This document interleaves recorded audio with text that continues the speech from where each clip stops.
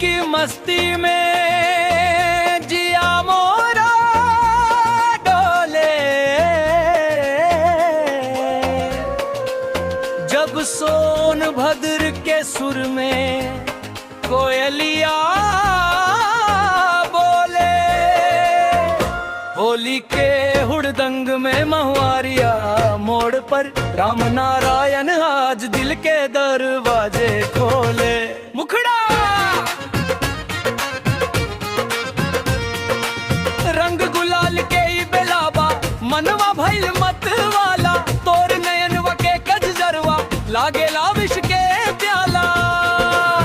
अरे धीरे से गाल पर अबीर जो लगाइब, तसगरी दुनिया के हम भूला देबे गोरी। हासिल हो के जिए हो का बात बात बा, अंदरा उन सवाल जवाब का अंदाज बा।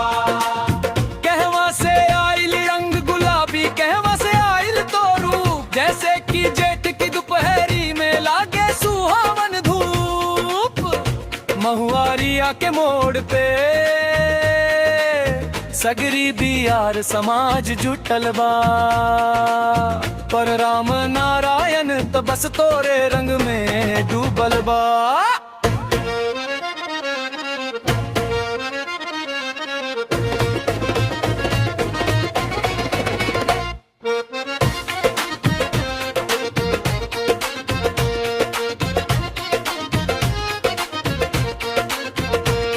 अरे भीजे तोर चुनरिया और भीजे मोरा कुर्ता, इश्क के आग में जरल जाई पुरजा पुरजा।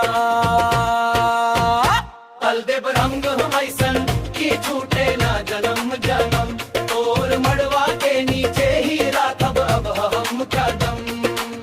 होली के ई हुड़दंग और ई बिरहा के तान, राम नारायणपुर के बढ़ाई आज शान। अरे बुरा न मानो होली है कह के हम तररम, तोरे ही साथे अब सगरी उमरिया हम कटब। हमारे चैनल को सब्सक्राइब